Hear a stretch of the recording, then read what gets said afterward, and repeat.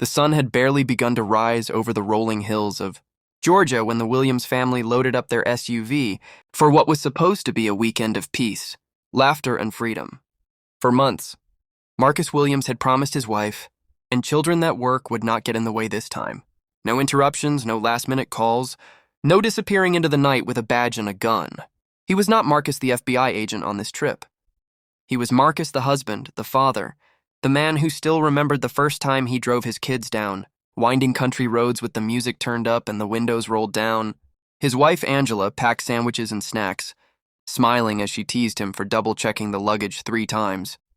Their children, 11-year-old Jordan and 9-year-old Maya, were already bouncing with excitement in the back seat, arguing over which playlist should set the tone for their adventure. For Marcus, this vacation wasn't just another getaway. It was a reminder to his family, and maybe even to himself, that life was more than constant vigilance in the shadows of investigations. They set off, the highway stretching like an open invitation, each mile carrying them further from the noise of city life. The family sang together, played card games, and watched the world transform. Outside their windows, urban landscapes, fading into quiet towns and lush greenery. For once, Marcus allowed himself to breathe, to feel the rare luxury of being just another black father on the road with his family. By mid-afternoon, they arrived at their rented lakeside cabin. The view was everything the pictures had promised. Calm water shimmering beneath the golden sun, birds cutting across the sky, and the crisp scent of pine carried on the breeze. Angela closed her eyes and whispered, "This is perfect." The kids ran to claim their rooms, and Marcus stood for a moment on the porch, grateful. He knew better than anyone how fragile peace could be, but in that moment it felt real. The first day was filled with laughter. The children splashed in the lake. Angela read her book in a hammock, and Marcus grilled burgers while keeping a watchful eye.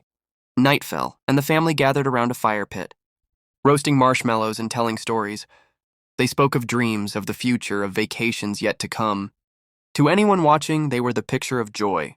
But beneath that joy lingered a reality Marcus never ignored. Being black in America meant peace was always conditional. It meant being aware that the wrong glance, the wrong word, the wrong presence in the wrong place could invite suspicion. And though he wore a badge and carried credentials that demanded respect, he knew from experience that his skin color came first in too many eyes. The next morning began quietly.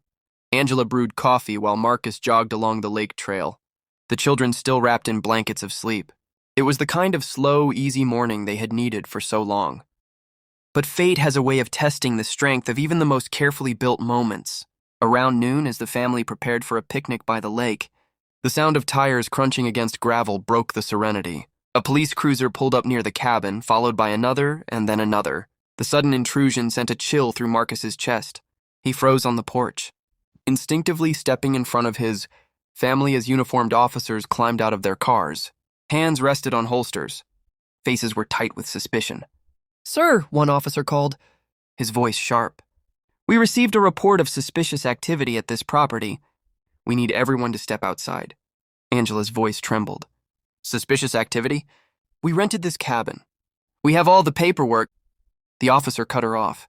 "Ma'am, I'm going to need you to keep your hands where we can see them." "Everyone needs to comply." Marcus's jaw tightened. He had seen this scene unfold too many times, not as a participant, but as an investigator reviewing cases where fear and bias collided. He knew exactly where this could lead. His badge, his title, his authority, all of it suddenly meaningless in the eyes of men who saw only a black family occupying a space they deemed suspicious. The children clung to their mother, eyes wide with fear. Marcus raised his hands slowly, his voice steady but commanding. "My name is Marcus Williams. This is my family. We are here legally. I have documents to prove we rented this cabin." But his calm did little to deter them. One officer moved closer, snapping handcuffs from his belt. "We'll sort that out at the station. Right now, everyone needs to come with us," Angela gasped.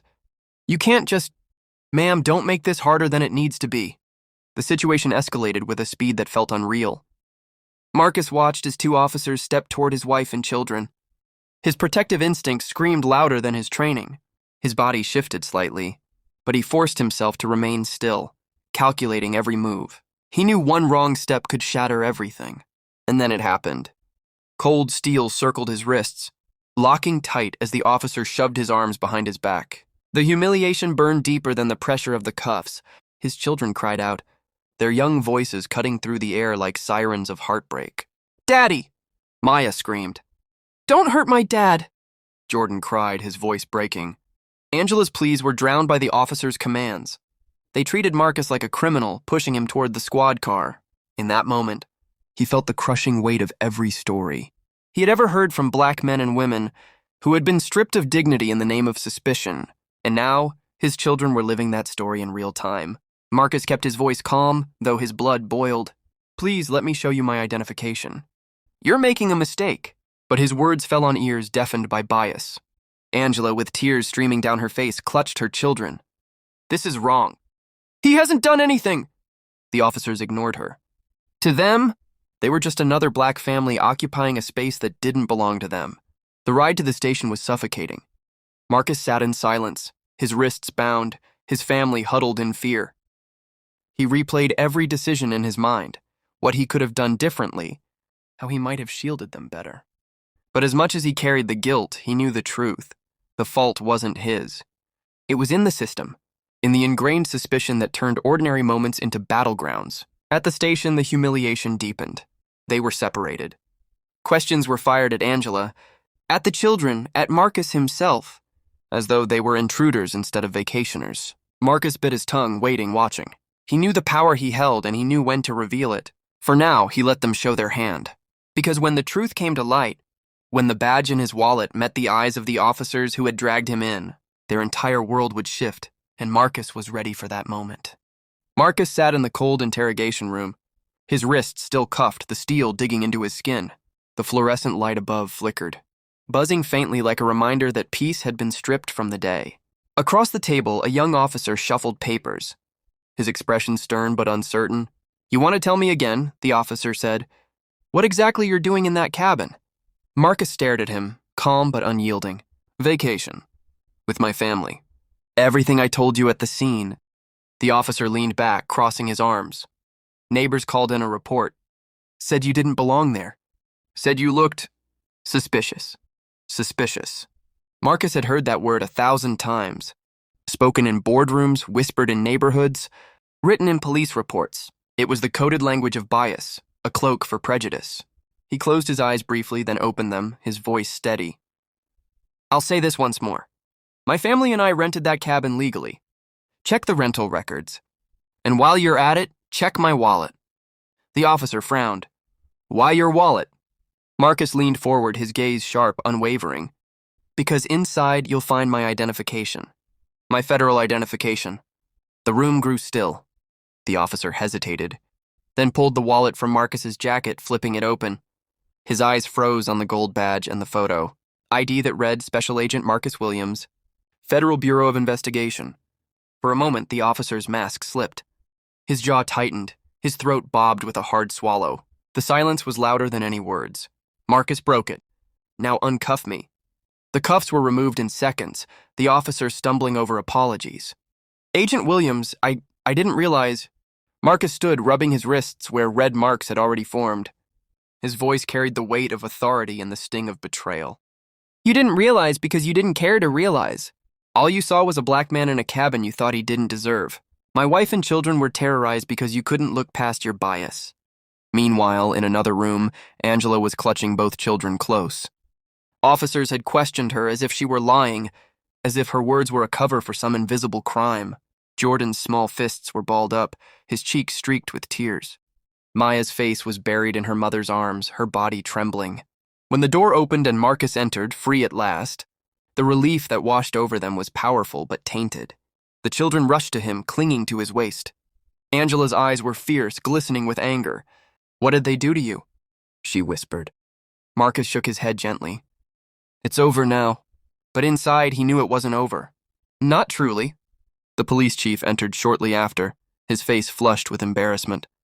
"Agent Williams, I want to personally apologize on behalf of the department. There was a misunderstanding." "A misunderstanding?" Marcus's voice cut through the air, sharp as glass. "Dragging my family from a cabin we legally rented. Handcuffing me in front of my children. Terrifying my wife, this wasn't a misunderstanding. It was negligence. It was bias, and it was a violation of our dignity. The chief opened his mouth, then closed it again, unsure of what to say. He finally stammered, "We will make sure this is addressed." Marcus held his children tighter. He looked at the chief with a stare that carried the weight of every case he had ever worked, every injustice he had ever investigated. "Address it. Not for me. Not because I wear this badge, but because families who look like mine shouldn't need a badge to be treated with respect." The silence that followed was heavy, almost suffocating. The officers in the room shifted uncomfortably, avoiding eye contact. They knew he was right. They also knew his words would echo long after he left. The Williams family was released, but the scars of the incident lingered. Back at the cabin, the air no longer felt as light. The lake no longer shimmered with the same beauty. The children were quiet, their innocence bruised by a reality too heavy for their years. Angela tried to resume normalcy, unpacking food, suggesting they continue their picnic, but her voice trembled. That evening, Marcus sat with his children by the fire again, though the flames felt different now. He pulled Jordan and Maya close, his voice soft but firm. "What happened today was wrong. It wasn't your fault, and it wasn't about us doing anything bad. It was about how some people see us before they even know us. They saw our skin, not our hearts." Jordan looked up, his young face twisted in confusion and pain. "But Dad, you're FBI. You're supposed to be one of the good guys. Why didn't they see that?" Marcus swallowed hard, his throat tightening. "Because, son, sometimes the badge doesn't protect you from people's ignorance. Sometimes all they see is what they want to see. And today, they chose not to see the truth." Months had passed since that day at the lakeside cabin, but the echoes of the incident still lingered in the Williams household. Time had carried them forward, but memory had anchored them to the humiliation, the fear, the unshakable reality of what they had endured. Marcus returned to work at the bureau, slipping into the rhythm of investigations and case files, but something within him had shifted. He had spent years chasing justice, training agents, lecturing rookies about professionalism and the dangers of bias. Yet none of that training, none of that authority, had protected him from being reduced to nothing, more than a suspect in front of his own children. That truth gnawed at him in quiet moments, a reminder that the fight wasn't just out there. It was inside the very systems he served. Angela, too, carried the weight. She tried to shield the children, to restore a sense of normalcy with school routines and family dinners. But she noticed the small ways the trauma surfaced. Jordan flinched whenever he saw a police cruiser on their street. Maya clung tighter to her mother's hand in crowded spaces, her laughter dimming when officers appeared nearby. They were too young to carry such burdens, yet the world had placed them on their shoulders anyway. One night, after tucking the kids into bed, Angela found Marcus sitting at the kitchen table staring at his badge. His fingers traced the edges as though searching for meaning. "You're blaming yourself again," she said softly. Marcus looked up, his eyes weary. "I should have done more. I should have found a way to protect them from seeing me in cuffs." Angela sat beside him, placing her hand over his. "You did protect them. You stayed calm. You made sure nothing escalated. If you hadn't, if you had reacted the way any man would have wanted to, it could have been worse. You kept us safe." Her words settled in, but the guilt remained. Marcus wasn't just wrestling with what had happened. He was wrestling with what it meant for the future. If his badge couldn't shield him, what would protect his children when they stepped into the world on their own? The following weekend, he decided it was time to talk to them more openly. Sitting in the living room, he called Jordan and Maya over. They curled up on the couch, their eyes searching his face. "You both remember what happened at the cabin," he began. Jordan nodded quickly. "Of course we do." His voice carried the sharpness of a boy who had been forced to grow up a little too fast. Maya whispered, "I still have nightmares sometimes." Marcus's chest tightened, but he pulled them close. "I need you to understand something. What happened wasn't fair. It wasn't right. And it wasn't because of who you are. It was because of what some people choose to see when they look at us. They don't see a family. They don't see people. They see suspicion. And that's wrong." Jordan frowned. "But what do we do about it? Just let them?" Marcus looked at his son, seeing a reflection of his own fire in those young eyes. "No, we don't just let them. We live with pride. We hold our heads high. We demand respect by knowing our worth. And when the time comes, we use our voices, our actions, and our courage to change the way things are." Angela, listening quietly from the doorway, felt tears rise in her eyes. Marcus wasn't just teaching his children how to survive. He was teaching them how to stand, how to transform pain into strength. In the months that followed, the family found ways to heal together. Angela joined a local community group advocating for police accountability, lending her voice to forums and town halls. She shared their story, not to relive the trauma, but to ensure that silence would not bury it. Her words resonated with others who had experienced similar wounds, and together, they began to build a movement. Marcus, though cautious about blurring the lines between his job and his personal life, used his position at the Bureau to push for deeper training on implicit bias and cultural sensitivity.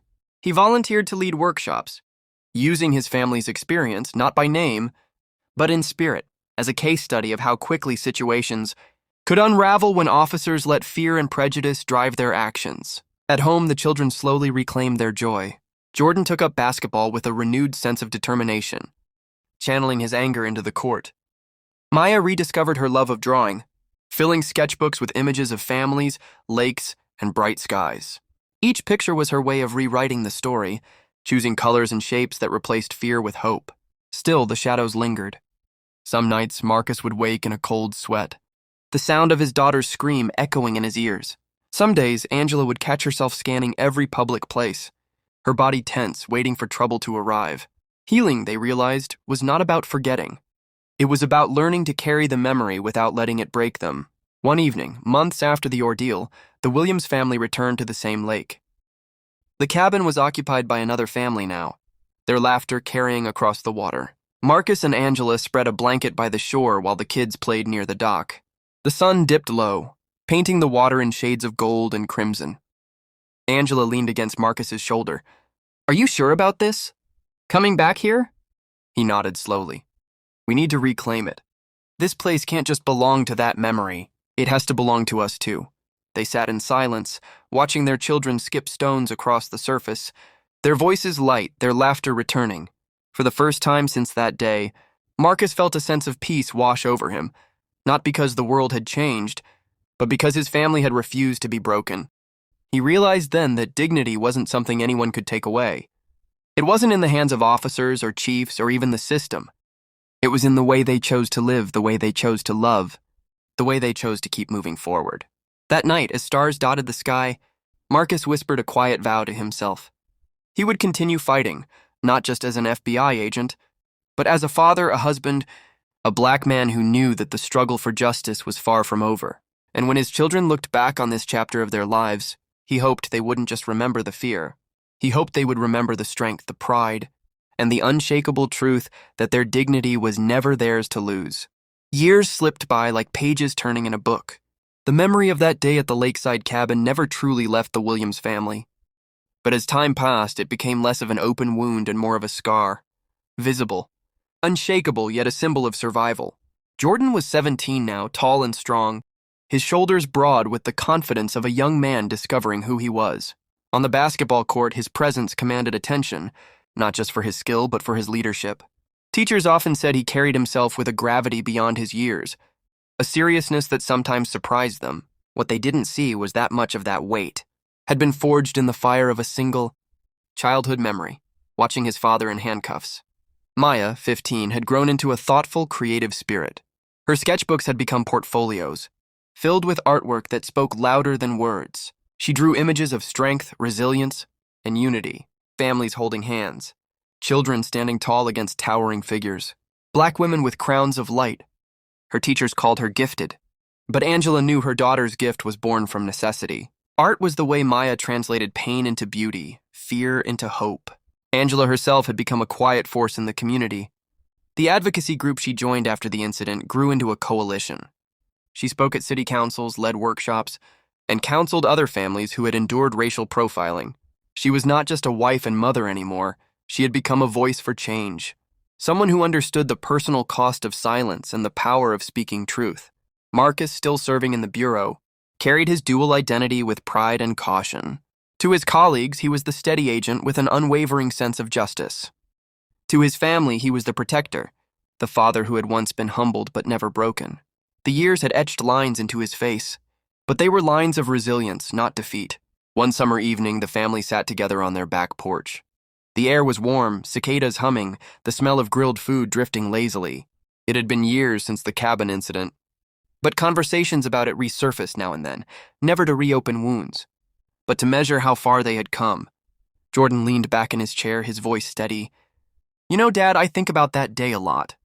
Not in a bad way, but it changed me. Marcus looked at him carefully. How so? Jordan's eyes narrowed in thought. When I'm on the court or in class or even just walking home, I know people see me a certain way. Tall black kid, maybe intimidating, maybe suspicious, but instead of letting that tear me down, I use it. I stand taller. I lead stronger. I don't let them define me. That day taught me that if they're going to see me, then I'll make sure they see strength. Angela's heart swelled with both pride and sadness. No mother wanted her son to learn such lessons so young, but she was proud he had turned pain into purpose. Maya, her sketchbook balanced on her knees, spoke quietly. I still have dreams about it sometimes, but when I draw, it's like I get to rewrite what happened. In my pictures, the cops don't scare us. They see us for who we are. They back away. We stand tall. She turned her sketchbook to reveal a drawing of their family, hand in hand, surrounded by light. Marcus's throat tightened as he studied it. That's beautiful, baby. You're telling our story in a way the world can't ignore. Angela reached for her daughter's hand. And that's how change happens. One voice, one picture, one stand at a time. The family fell into a thoughtful silence, the kind that carried both pain and healing. Later that year, Jordan was invited to speak at his school's assembly about leadership and identity. Nervous but determined, he stood before hundreds of his peers. He told them about dignity, about what it meant to be seen as less, and about the choice to rise above it. Without naming details, he spoke of the day he watched his father in cuffs, and how it taught him that strength wasn't about power, it was about resilience, pride, and refusing to be broken. His words earned a standing ovation. More importantly, they sparked conversations among his classmates about race, justice, and respect. Maya's artwork, too, began to gain recognition. Her teachers entered her pieces into competitions, where they won awards for their raw honesty and powerful symbolism. One of her drawings, a black father with his children standing defiantly against faceless officers, was displayed at a local gallery. Visitors wept quietly as they studied it, some recognizing their own experiences in her lines and shadows. For Marcus, watching his children turn their trauma into fuel for greatness was both humbling and healing. He realized the legacy of that day wasn't just humiliation, it was resilience. It was transformation. His children were living proof that dignity once claimed could never be stolen. Years later, long after Jordan had gone off to college and Maya had begun pursuing art full-time, Marcus stood once again at a podium, this time at a community forum. The hall was filled with families, activists, students, and even officers. He held his badge in one hand, his voice steady as he addressed them. My family once experienced the worst of what happens when suspicion replaces understanding, when bias overshadows justice. That day changed us, but it also reminded me why this fight matters. Justice is not just about law and order, it's about dignity. It's about humanity, and until every family, regardless of skin color, can enjoy a simple vacation without fear, our work is not done. The room erupted in applause, not for the badge he carried, but for the truth he spoke. At home later that night, Angela asked him how he felt. Marcus looked at her, his eyes warm. I feel like that day at the cabin will always be with us. But it doesn't own us anymore, we own it. We turned it into something bigger, something that will outlive us. And he was right, because the story of the Williams family was no longer just their own. It was a story carried by a community, remembered by a generation, and passed down as a lesson in dignity, courage, and the unbreakable will of a family that refused to be defined by fear. The cabin had been the place where their peace was stolen, but their home, their hearts, their legacy, that was where their dignity remained. And no handcuffs, no bias, no system could ever take that away. Decades later, the world looked different, yet the echoes of the past remained. Marcus Williams had retired from the FBI, his once dark hair silvered with age, his steps slower but still firm. Angela, still radiant in her quiet strength, had become a grandmother whose wisdom was sought by neighbors and community leaders alike. Their children, Jordan and Maya, were no longer children at all. They were leaders in their own right, carrying forward the lessons born from that day at the lakeside cabin. Jordan, now a successful attorney, had dedicated his career to defending those most vulnerable to injustice. Courtrooms had become his battleground, words his weapons. His reputation was one of sharp intelligence, but also deep compassion. When reporters asked him why he chose this path, he often smiled and said, because once I saw my father in handcuffs for doing nothing at all. And I promised myself no one should ever feel that helpless again. Maya's art had transcended local galleries. She had become an internationally recognized artist, her work displayed in museums, universities, and public spaces across the globe. Her pieces, powerful, haunting, and beautiful, spoke of resilience, of Black dignity, of the thin line between injustice and survival. One of her most celebrated collections was titled The Cabin, inspired by the moment that had shaped her family. Visitors who stood before her paintings often wept, feeling both the pain and the hope captured in every brushstroke. Marcus and Angela watched their children flourish with pride, knowing the scars they carried had not broken them, but built them into pillars for others to lean on. Yet, even in their pride, they understood the work was far from over. Prejudice had not vanished. Injustice had not disappeared. The struggle had simply shifted forms, evolving with the times. One autumn afternoon, Marcus was invited to speak at a university where both his children had once studied. The auditorium was packed with students, activists, and community members eager to hear his story. As he walked to the podium, cane in hand, the room fell silent. His voice, though aged, carried the same firmness it always had. "When I was younger, I believed a badge would shield me," he began. "I believed that if I worked hard, played by the rules, and dedicated myself to justice, I would be safe. But then came a day when my children saw me in handcuffs, guilty of nothing but existing in the wrong place with the wrong skin." He paused, scanning the crowd. Some students leaned forward, others wiped their eyes. "That day could have broken us. It could have turned my children bitter. But instead, it became the fire that forged them. My son became a lawyer who defends those others discard. My daughter paints the truth so powerfully that the world has no choice but to see it. My wife turned her pain into action, demanding accountability where silence once lived. And me?" He tapped his chest. "I learned that dignity is not something given by systems or badges. It is claimed, carried, and passed down like an inheritance." The audience erupted into applause, but Marcus lifted his hand gently for silence. "Don't clap for me. Clap for yourselves for the fight you are willing to take up. Because this story is not just mine. It belongs to every family who has been made to feel they didn't belong, every child who has seen fear where there should have been safety. And it belongs to you, the next generation, who must decide what you will do with the power of that truth." After the speech, students lined up to speak with him. Some shared their own stories of discrimination. Others simply thanked him for showing that survival could turn into strength. Marcus listened with patience, each word a reminder that the struggle he had endured was part of a larger, ongoing journey. That night, back at home, Marcus and Angela sat on their porch once again, the same way they had so many years ago. Their grandchildren played in the yard, their laughter ringing out like bells of hope. Angela leaned against Marcus, her hand resting on his. "Do you ever think about that day?" she asked softly. "Every day," he admitted, "but not with the same pain. Now, when I think about it, I see how far we've come. Not just us, but the people we've touched, the lives we've changed." Angela smiled, her eyes reflecting the fading sunset. "We turned our darkest day into a legacy." Marcus nodded slowly. "And that's what they'll remember. Not the cuffs, not the fear, but the way we refused to bow, the way we stood tall." As the evening deepened, Jordan arrived with files under his arm, preparing for another case defending a wrongly accused man. Maya came carrying sketches for her next exhibition, eager to share them with her parents. Their children gathered around, and soon the porch was filled with voices, laughter, and the quiet strength of a family that had endured. The cabin had been the place where their dignity was challenged. But here, on this porch, surrounded by generations bound by love and resilience, it was clear dignity had won. And though the world outside still struggled, though prejudice still lurked, the Williams family had become proof of what was possible.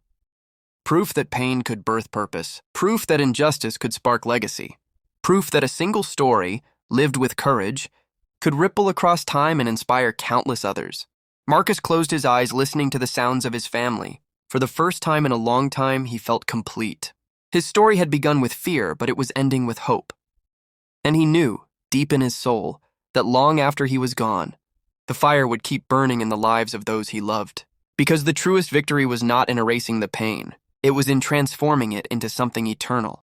The arrest of the Williams family had long passed into history, but its weight still lingered in the collective memory of the community. What had begun as a traumatic encounter at a lakeside cabin had rippled outward, becoming part of a national conversation about policing, accountability, and the dignity of Black families. In the small town where it all began, the police department looked nothing like it had decades earlier. The officers who once stormed the cabin had long retired, their names etched into the controversy that reshaped the town's identity. The department now stood under new leadership, a Black woman chief named Denise Carter, who had been a teenager when she first heard Marcus Williams' story. That story had changed her life.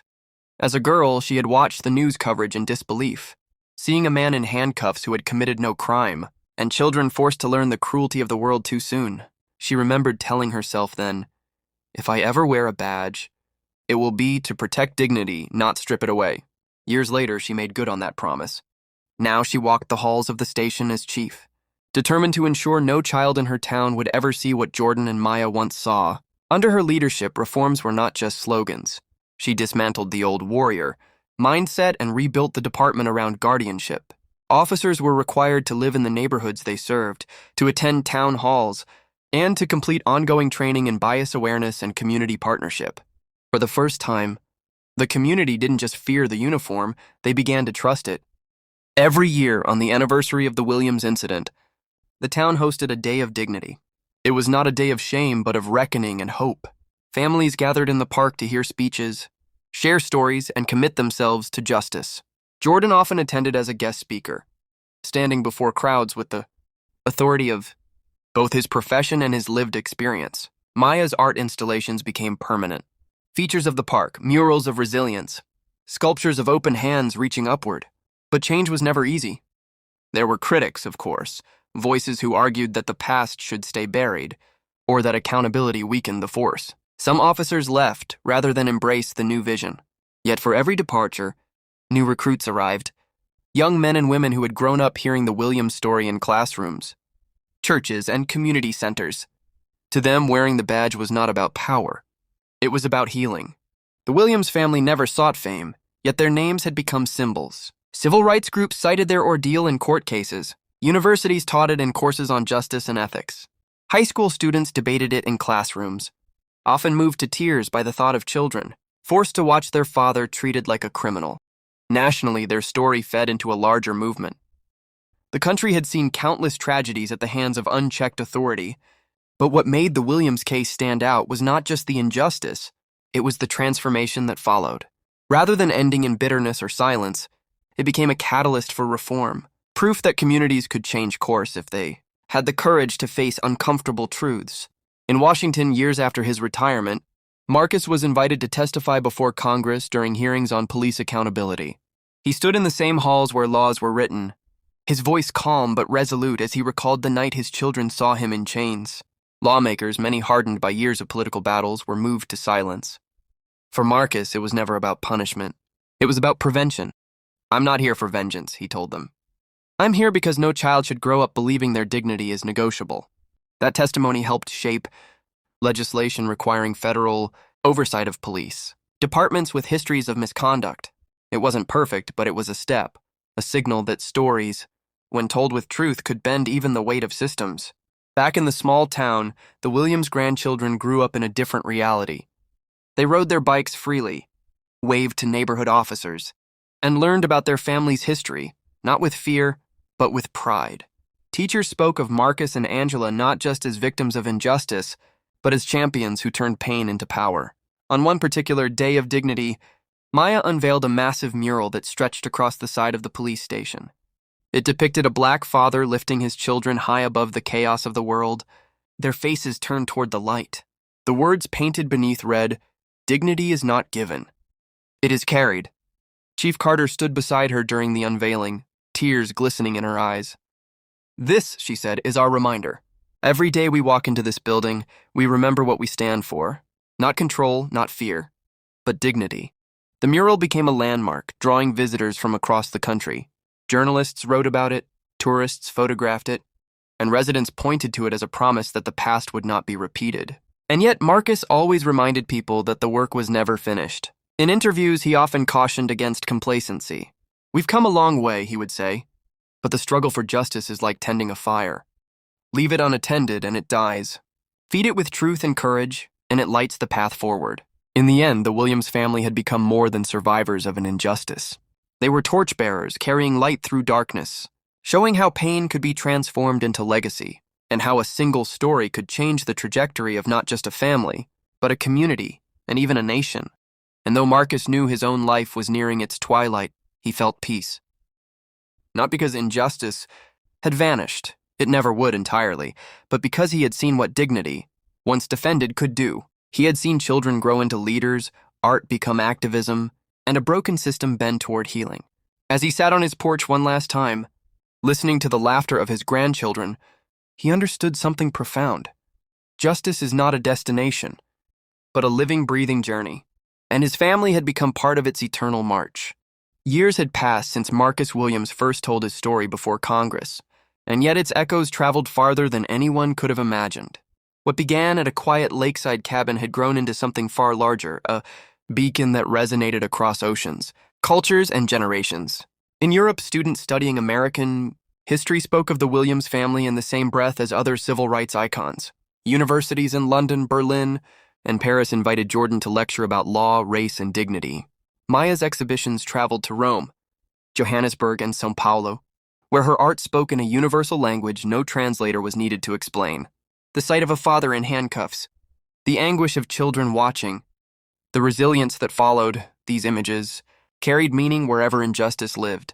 One evening in Johannesburg, Maya walked through an outdoor gallery where her mural had just been unveiled.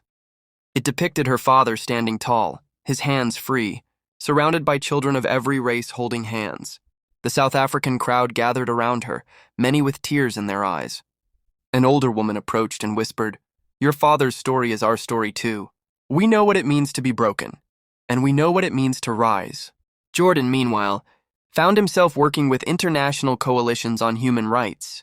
In The Hague, he argued alongside lawyers from dozens of nations that dignity should be recognized as a universal human right, not just a constitutional principle. His words, sharpened by his family's pain, carried unusual weight. Diplomats leaned forward when he spoke, recognizing that he was not theorizing from distance. He was testifying from life. Back in the United States, Marcus and Angela watched these developments with quiet amazement. Their children's work had taken the family name far beyond anything they had envisioned. Yet when reporters called to ask how it felt to be global symbols, Marcus always answered the same way. "We are not symbols.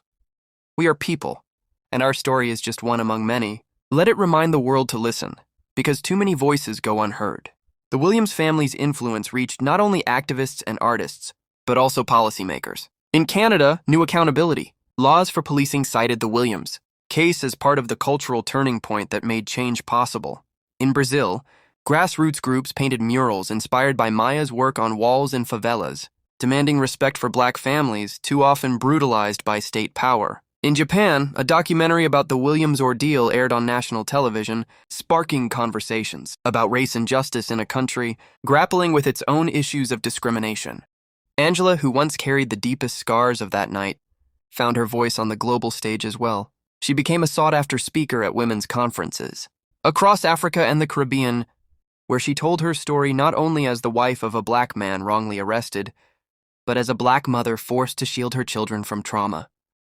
Her words resonated deeply with women everywhere, many of whom had endured different forms of injustice, yet recognized the strength in her resilience. In one particularly moving speech in Kingston, Jamaica, Angela stood before thousands and declared, "When they cuffed my husband, they thought they were breaking us. But they were teaching us to rise higher, to love fiercer, to fight harder. Dignity is not just our right. It is our responsibility to protect, for ourselves and for our children." The crowd erupted into cheers, her words echoing across the Caribbean night. The ripple of their story even reached the United Nations. An initiative on global policing standards adopted the phrase "defending dignity" as part of its campaign, inspired by Marcus's testimony.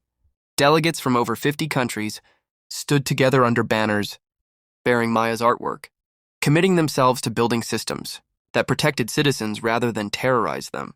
It was a vision not yet realized, but a dream planted in soil far richer than before. For Marcus, now in the twilight of his years, watching his family's story transcend borders was both humbling and surreal. He often said to Angela, "We never asked to be a movement. We just ask to be left in peace. But maybe that's what movements are made of, ordinary. Families demanding to live in peace. Their grandchildren, too, grew into the legacy. Some pursued careers in law and art, following Jordan and Maya's footsteps. Others chose different paths, education, medicine, technology. But all carried the story as part of their DNA. In schools abroad, their classmates sometimes whispered, "Are you really related to that Williams family?" And the children would nod with quiet pride, knowing they bore a name woven into history. The world continued to struggle, of course. Injustice did not disappear. Racism did not dissolve. But what changed was the conversation. The Williams family had shown that dignity was not a local issue, not a national issue, but a human one. In countries where oppression took different forms, caste, class, religion, or ethnicity, their story still struck a chord. Because at its core, it was never just about race. It was about the universal fight to be seen as fully human. In the final years of his life, Marcus was invited to Geneva, where he delivered a keynote address at a global summit on human rights. His body was frail, but his spirit burned as brightly as ever. Standing before leaders from every continent, he spoke words that would echo across the halls of history. Years ago, in a quiet cabin, my children saw me chained for no crime. That night could have destroyed us. Instead, it became the beginning of something larger than us. What I want you to understand is this: injustice is not bound by borders. It speaks every language, wears every uniform, and finds its way into every land. But so does dignity. And so does courage. Our duty, yours and mine, is to ensure that when the world remembers our time, it will not say we allowed darkness to prevail. It will say we lit a fire and we kept it burning. The audience rose to its feet in thunderous applause. Delegates from nations that rarely agreed on anything stood united in admiration. Marcus bowed his head not in pride, but in gratitude for the chance to turn pain into purpose, for the chance to give the world a story that mattered. When he returned home from that trip, Marcus told Angela, "Now I can rest." She squeezed his hand and whispered, "You already gave the world enough." And she was right. The Williams family's story had traveled farther than they ever dreamed. It had leapt from a cabin in America to the streets of Johannesburg, the galleries of Paris, the halls of Geneva, and the classrooms of countless schools worldwide. It had become a testament to the simple yet profound truth Marcus had always carried: that dignity, once defended, could cross any border and endure any time. Their legacy was no longer just a family's burden. It was the world's torch to carry. The day the Williams family laid Marcus to rest, the sky was heavy with clouds, as though the world itself mourned. Friends, neighbors, former colleagues, and even strangers gathered in the small church where his life would be remembered. Rows of pews overflowed with faces, black, white, young, all drawn not just by grief but by gratitude. The air was filled with hymns of strength, each verse rising like a prayer. Angela sat in the front row, her hands folded tightly in her lap, her children and grandchildren beside her. Her eyes, though wet with tears, carried no despair, only pride.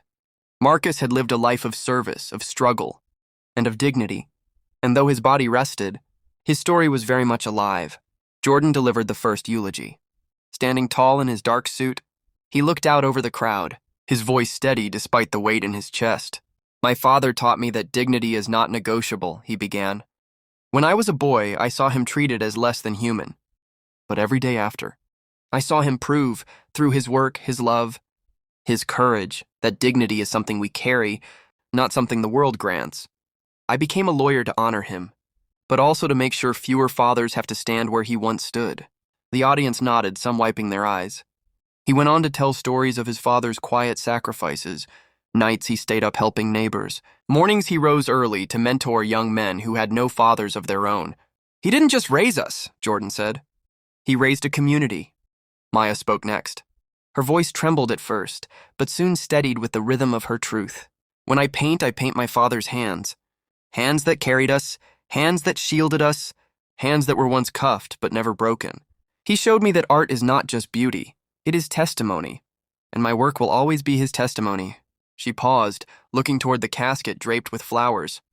"Daddy, you are no longer here to stand in the light. But your story is the light, and we will carry it forward." The grandchildren each placed something at the altar: a drawing, a poem, a football jersey, a violin bow, symbols of their own lives woven into the tapestry of the man who had shaped them. Even the youngest, too little to understand death, seemed to sense that they were part of something bigger, something eternal. When the service ended, the family walked behind the casket as it was carried out into the churchyard. The clouds parted for a moment, and sunlight spilled over the scene. Angela lifted her chin, whispering to herself, "You made it home, Marcus." But for the family, Marcus's passing was not an ending. It was a charge. In the months that followed, Jordan established the Marcus Williams Foundation for Justice, a nonprofit dedicated to legal defense, community education, and police reform. The foundation quickly became a national force, offering pro bono services to families who had faced wrongful arrests, much like their own. Jordan traveled across the country, speaking in schools, prisons, and community centers, carrying his father's words to new ears. Maya, meanwhile, poured her grief into her work. She launched a global exhibition titled Unbroken Chains, featuring portraits of fathers and mothers who had endured injustice yet continued to fight for their families. The collection traveled to more than 30 countries, sparking conversations and inspiring grassroots movements in places where voices had long been silenced. Each canvas carried whispers of Marcus's spirit, turning pain into resilience, darkness into light. Angela became the quiet anchor of the family's growing legacy.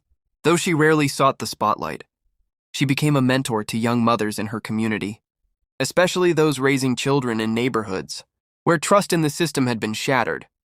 Her kitchen became a place of counsel and comfort, her wisdom guiding women who saw in her the strength of survival.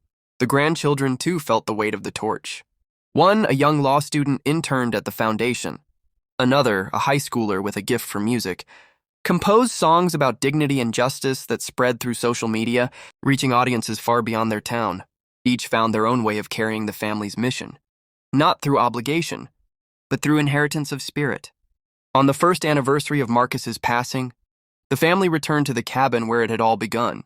The place where fear had once stolen their peace was now a site of reflection and honor. The old structure had been restored, not as a vacation home, but as a memorial and retreat center dedicated to healing. Families from across the nation visited to share their stories, to find community and to leave with renewed strength. As the Williams family stood before the cabin, Angela placed her hand on the wooden door. "This place once held our fear," she said softly, "but now it holds our legacy." That night, they sat around a fire just as Marcus once had. Stories were shared, laughter mingled with tears, and the stars above seemed to bear witness. Jordan looked at his children and felt the gravity of his father's words. Dignity is carried. He realized then that the torch was no longer heavy. It had become a part of them.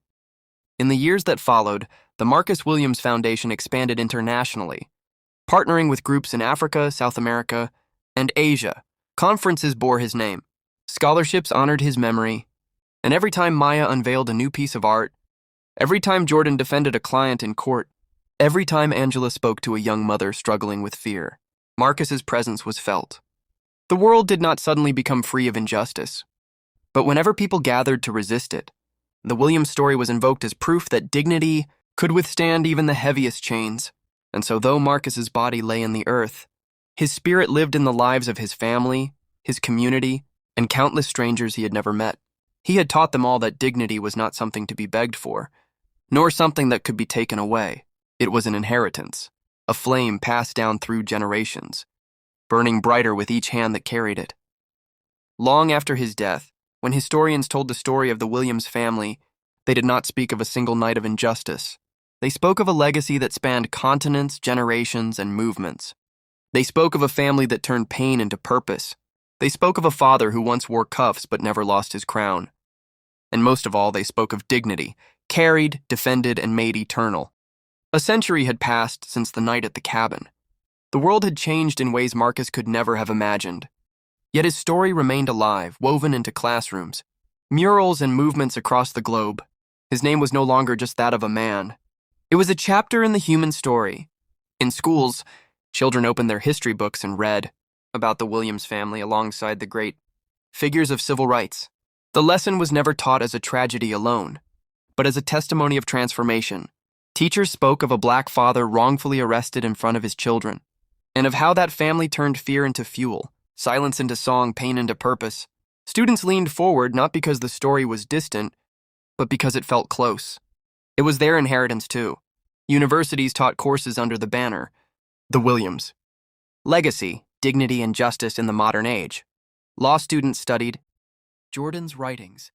Artists dissected Maya's brushstrokes. Activists memorized Angela's speeches. Scholars wrote volumes analyzing how a single family catalyzed reforms across decades and continents. Yet what struck readers most was not policy or theory. It was the unshakable humanity of a family who refused to be broken. In cities around the world, statues of Marcus and Angela stood tall. One in Washington depicted Marcus with his hands unclasped, holding the hands of two children, symbols of Jordan and Maya. Another in Lagos showed Angela, her head raised defiantly, a reminder of the strength of black mothers. Murals of Maya's art still glowed on walls from Johannesburg to Chicago, their colors as vibrant as the day she first painted them. Each brushstroke whispered a truth. The world had once tried to deny. Dignity is not given. It is carried. At the original cabin, now a museum and global peace center, visitors came from every corner of the earth. Families walked through its quiet rooms, reading the story on plaques, seeing artifacts from that fateful night, the broken lock, the family photographs, Marcus's old FBI badge. Many left in tears. Some left inspired. All left changed. On the 100th anniversary of Marcus's ordeal, the world marked the Day of Dignity. It was no longer just a local event in his hometown, but a global observance recognized by the United Nations. Cities lit landmarks in gold to symbolize dignity's flame. Churches rang bells. Mosques, temples, and synagogues joined in prayer, and across time zones, millions gathered to reflect, to recommit themselves to justice, and to tell the story again. Because stories, like fires, only live when fed. That evening, at the cabin, the Williams descendants gathered for the centennial. They were many now, lawyers, artists, doctors, teachers, activists. Some wore suits, others jeans and sneakers. Some carried paintbrushes, others laptops. But all carried the same name, the same fire, the same unshakable pride. The family matriarch was now Jordan's granddaughter, a woman named Layla Williams. She stood before the gathering, her voice echoing across the wooded hills. "Our great-grandfather once stood in chains," she began. "But today, because he carried dignity, because he refused to bow, we stand free. This cabin was once a place of fear. Now it is a sanctuary of hope. And it is our duty, our sacred duty, to ensure that when our children stand here, 100 years from now, they will not just remember the pain, they will remember the triumph." The crowd erupted into applause, but Layla was not finished. She lifted a candle, its flame glowing against the night. "Let this fire remind us dignity cannot die. Not with time, not with oppression, not with death. It is eternal, carried by each of us, passed from hand to hand, heart to heart, generation to generation." As she lowered the flame into a great torch that stood before the cabin, others followed, descendants, neighbors, strangers, all lighting their own candles from hers. Soon the night blazed with hundreds of tiny flames, flickering like stars brought down to earth. Children laughed, elders wept, and the woods glowed with a brilliance no darkness could contain. Far above, the stars seemed to watch in silence. Perhaps Marcus and Angela were among them now, looking down on the family they had built, the legacy they had left, the world they had touched. The following day, news outlets across the globe carried images of the vigil. Headlines read, "A Century of Dignity, the Williams. Legacy lives on." Commentators reflected on how a single night of injustice had birthed 100 years of change, and in countless homes people sat their children down and said, "Let me tell you the story of Marcus Williams." The story had become more than memory. It had become a myth, not a myth in the sense of untruth, but in the sense of eternal truth. Like all great myths, it carried lessons too important to fade. It was no longer only about one black family in America. It was about all families, everywhere, who demanded to be seen, respected, and free. In the quiet that followed the centennial celebrations, as candles dimmed and crowds dispersed, the cabin stood still. The wind whispered through the trees, and within that stillness, it was as though Marcus's voice echoed once more. Dignity is not given. It is carried. And so the fire remained, passed on, protected, eternal.